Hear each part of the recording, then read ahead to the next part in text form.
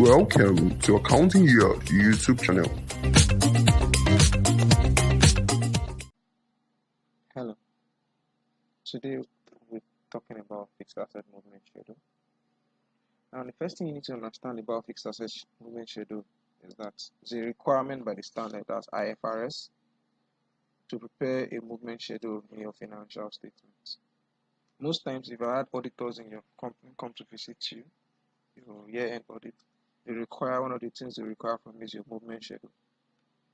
Now your typical movement schedule has divided into two major components: the cost section and the accumulated depreciation.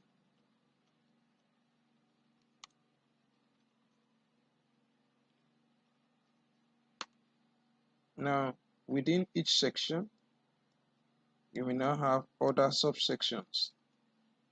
So for example, within your costs you have the opening, you have additions, you have disposals, or let's put transfers first. Transfers,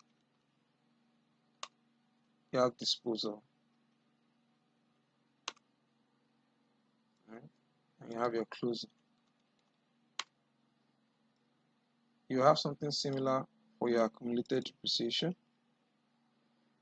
The next thing you also have is the classifications like land and building,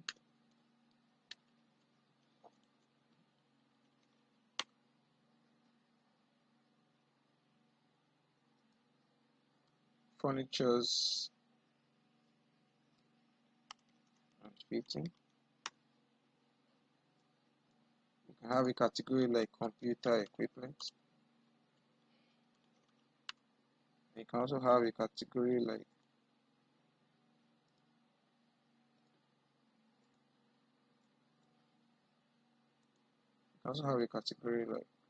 motor vehicle.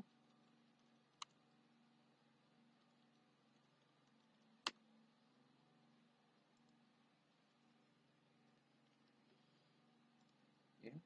And for businesses that are involved in maybe constructions and all, you can have something like what you call your CWIP. Some we call it AUC, which is your asset under construction, and that's it. Then you can have your total. And the first thing you need to know is that whatever you have in your opening balance, the total here, or your opening generally, should tally with your AFS. That's your audited financials. So in this particular scenario, we have a trial balance. We already have the details. We're going to assume that our trial balance for 2018 agrees with our financials. So all we just need to do is try to replicate what is this into the opening balances. We have our list of additions. In this particular scenario, there is no disposal and there are no transfers. In instances where there are ways we handle it, but right now let's just focus on some basic ones, right? So let's copy what we have already existing here.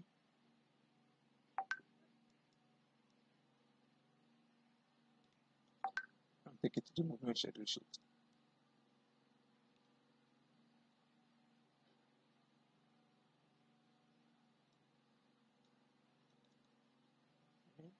Take this.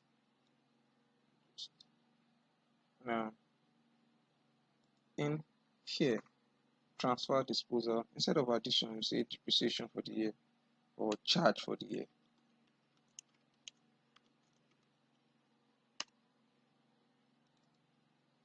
So opening, let us bring our trial balance for the 2 years, our opening and our closing.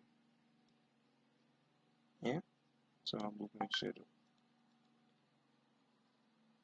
Now please take note that one of the key assumptions in this is that our 2018 financials or numbers in our trial balance agrees with the financial statement. So quick fix, land and building. This is the figure we have here for 2018. I can just copy and bring it to me. Same with furnitures and fitting, 2018, copy to number. numbers.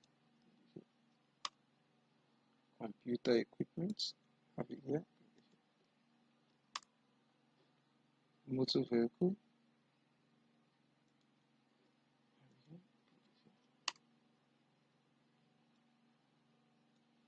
just copy and paste it. Now the next thing is we have our list of additions, which is stated here. I can copy it and also bring it to my movement schedule. So we said computers, they added 9 million to computers in the year. So copy and paste it here. Furniture and fitting, 44 million. Bring it here, add it. Motor vehicle, here, add it.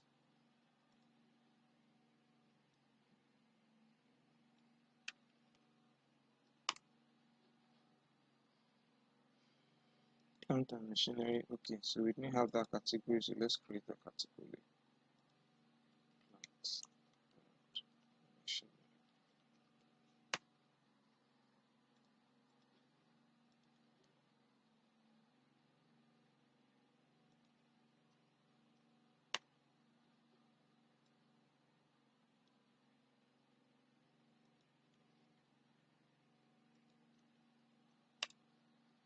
So in my total column, I can quickly add all of them together.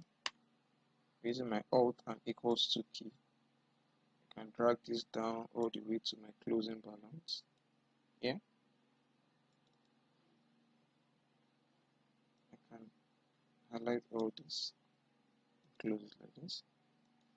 And I also use Alt and equals to get my total here. Click on this, focus my arrow at the edge there, pressing the plus sign, and drag it all the way to the end. Now, quick check is that first, you see 1395. If I come to my 2018 and add all the cost elements,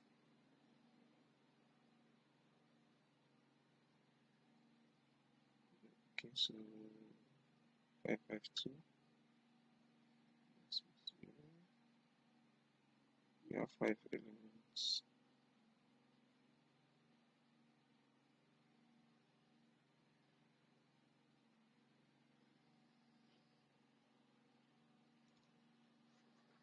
So one key thing, if you notice, is that if you add all these elements together, it's equal to the total there. It's not too clear, but at the bottom you see that it's total agrees there. If I do that same for this category, if I add everything, 1456, the total here must tally. Right? So I do something similar for my accumulated depreciation. I copy each line one by one, but rather than putting, for sake of example, I don't need to put in the negative sign, but let's see. Opening, computer equipment, yeah. Furniture and fitting,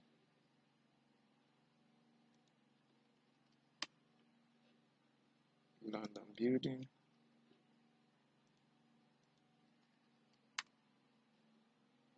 motor vehicle,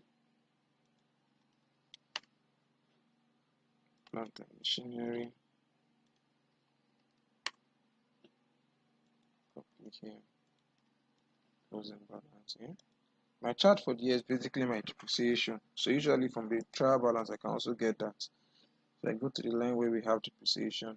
So yeah, depreciation is clearly stated here for all the assets. So I copy it, I bring it to my movement schedule, do something similar like this here.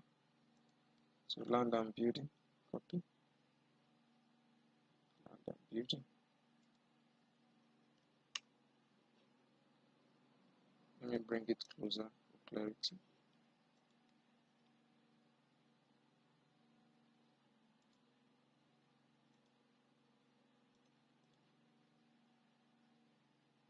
Land and building. Yeah. So the next thing is furniture and fitting. Right category. Motor vehicle.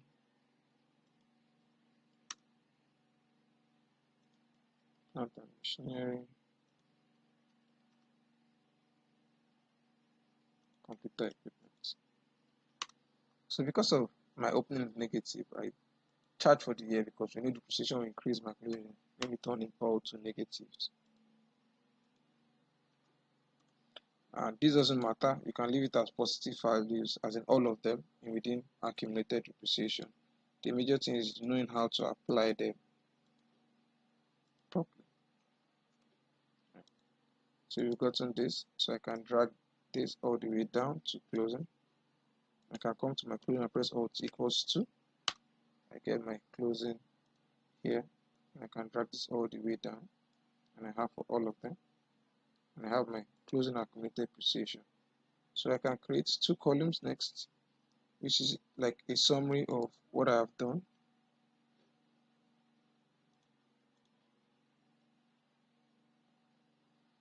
Here I can create my net book value, which is my NBV.